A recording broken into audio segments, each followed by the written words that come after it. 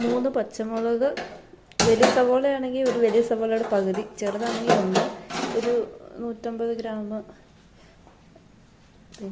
കോവയ്ക്ക, 2 പിടി തേങ്ങ.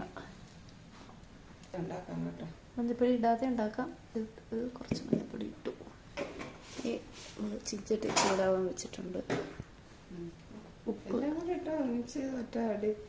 ഇട്ടാൽ മതി. ഇളക്കിയിട്ട് മിക്സ് ചെയ്തിട്ട് കടുക് പൊട്ടിക്കുക അങ്ങോട്ട്. എല്ലാ തോരനും കാബേജ് ആണേലും ബീൻസ് ആണേലും ഇത്രയും സാധനങ്ങൾ അരിഞ്ഞ് പിന്നെ ഒന്നിച്ചാക്കി ഉപ്പ് തൊട്ട് നോക്കുക പാകത്തിന് ഉപ്പാണോ. എന്നിട്ട് കടുക് പൊട്ടിക്കുക, കറിവേപ്പില ഇടുക, ഇത് അങ്ങോട്ട് ഇടുക. എന്നിട്ട് വഴറ്റണം. വഴറ്റി കുറച്ച് കഴിയുമ്പം സാധാരണഗതിയിൽ വെള്ളം ഒഴിക്കുകയല്ല. പിന്നെ ഇനിയിപ്പോ വേഗണമെന്നുള്ളവരാണെങ്കിൽ ശകലം വെള്ളം ഒഴിച്ച് തീ കുറച്ചിട്ട് വേവിച്ചെടുത്താൽ മാത്രം മതി. വെളിച്ചെണ്ണയോ സൺഫ്ലവർ ഓയിൽ ഏതുണ്ട് എടുത്തില്ല. പച്ചക്കറിക്ക് പൊതുവെ സൺഫ്ലവർ ഓയിൽ നല്ലതാ. വെളിച്ചെണ്ണ നല്ലതാ. വെളിച്ചെണ്ണ എല്ലാത്തിനും നല്ലതാ.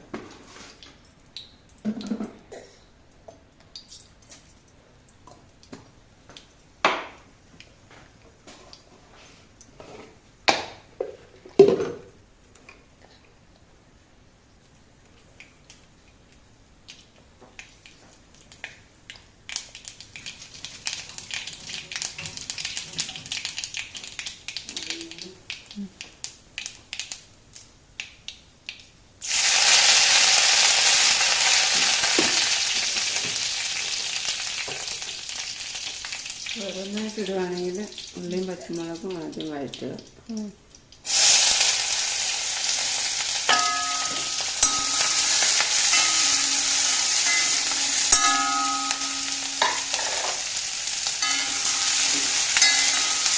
ചെറിയാണ് തോരനൊക്കെ എല്ലാത്തിനും ടേസ്റ്റ്.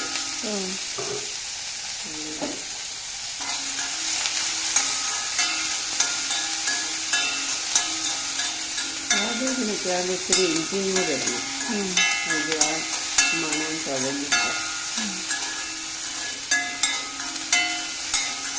കാബേജും ക്യാരറ്റും വെക്കാം. കാബേജ് വന്ന് വെക്കാം, ക്യാരറ്റ് വന്ന് വെക്കാം.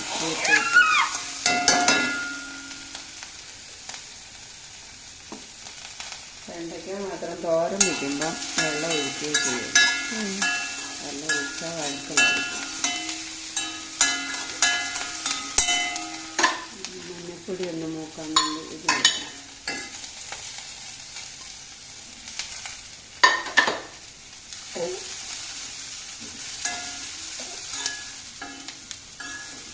തേങ്ങയ്ക്കൊരു കൂടുതൽ ഇത്രയും സാധനമല്ലേ ഉള്ളൂ.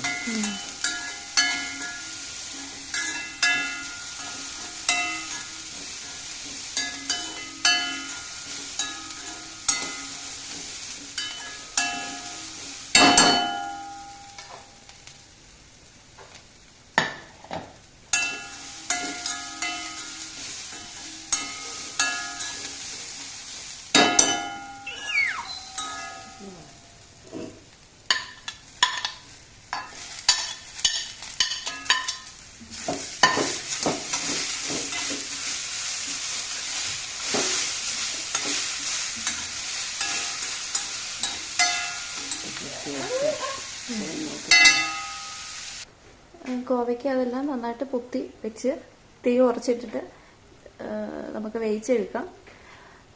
നന്നായിട്ട് വേവണമെങ്കിൽ ഒരു 1/2 ഗ്ലാസ് വെള്ളം ഒഴിക്കാം കേട്ടോ.